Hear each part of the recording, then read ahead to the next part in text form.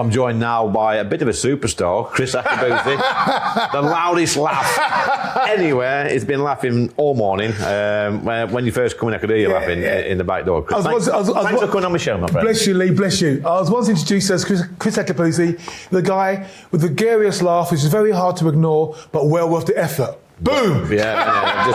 I've noticed there you've got a bit of muck on your shirt. Oh, he's gone there, he's gone there. Claret and blue, my friend. Yeah. Well, listen, look, we were talking earlier, Kriss, about looking after children. And not only the pressures they put on society, because it comes at a huge cost to the taxpayer, but, I'm more interested in the missed opportunities for our young people. Yeah. They get pushed from pillar to post from these children in care homes, they're in foster homes, and they're going to supported living when they get to 16. I know you're heavily involved in that at the moment, aren't you? Yeah, I'm looking very forward to March, where I'm working with Norfolk County Council. Project Mackenzie. Mackenzie was somebody who supported me when I joined the army and got me to Olympian and Athletics. And so Project Mackenzie is designed to work with looked after children, not in employment, education and training, and we support them in that transition to self-sufficiency. We work with the council, we work with employees, and my role is the Motivational Monday. The Motivational Monday, I talk about mindset, I talk about peak performance, and I talk about the reality that every single day, life asks you a question. What do you want, and how are you going to get there? Yeah. And with the right people on your side, you can do phenomenal things. Okay, so let's go back in the day. I know you're knocking on a bit now, a little bit older. Very old. I think I'm older than you, Lee. Yeah, you are, yeah.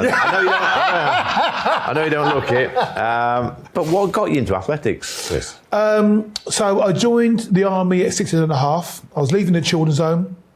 10 sheets to the wind. What? Just go back to that. You left the children's home at 16 to go in the army. Yeah. I mean, my mum and dad came from Nigeria. They were students. So they went back to their country of origin, left me here because I had a British passport. And there was a war in Nigeria. Boom. Akabusi and my junior brother were in a children's home.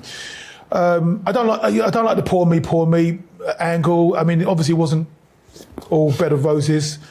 But the upshot was at 16, I had to leave the children's home. And I was petrified.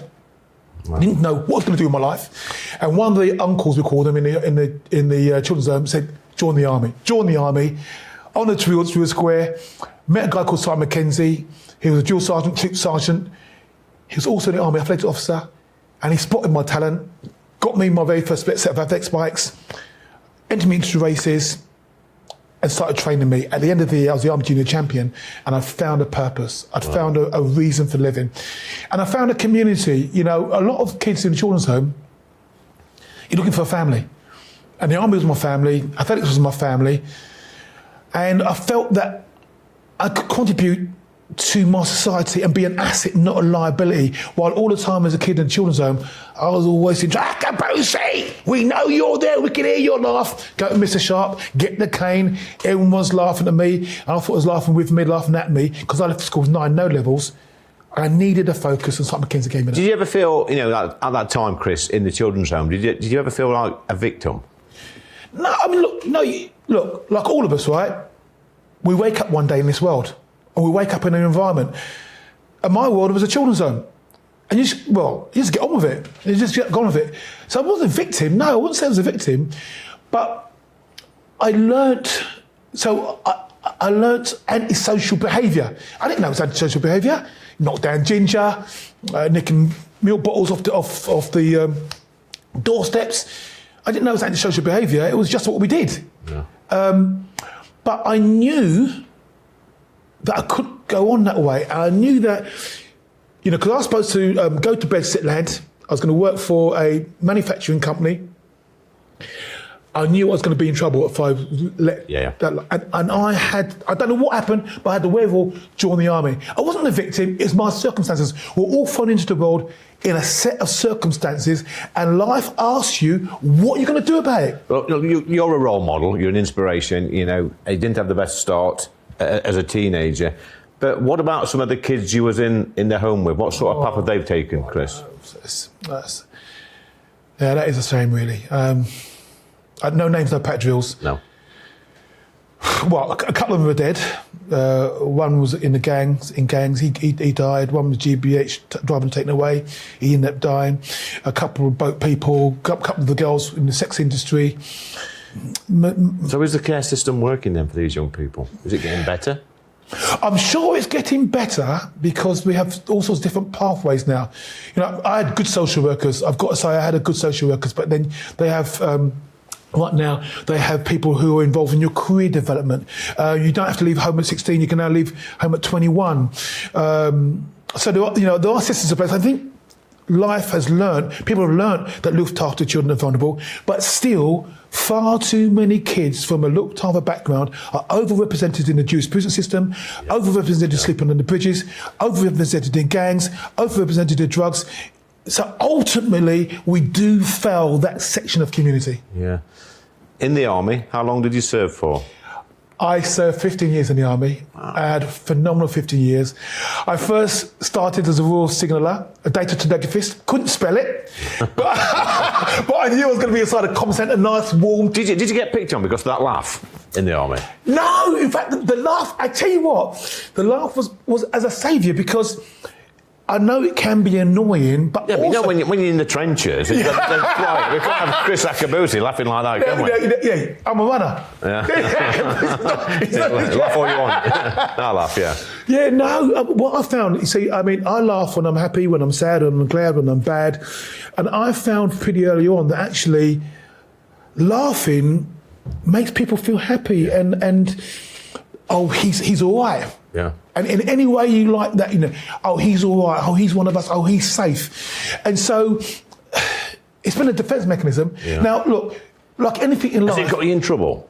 Oh, gosh, yeah, I've got the cane. I wouldn't be doing anything. You know, I'd just be there, you know, hanging around like the lurgy.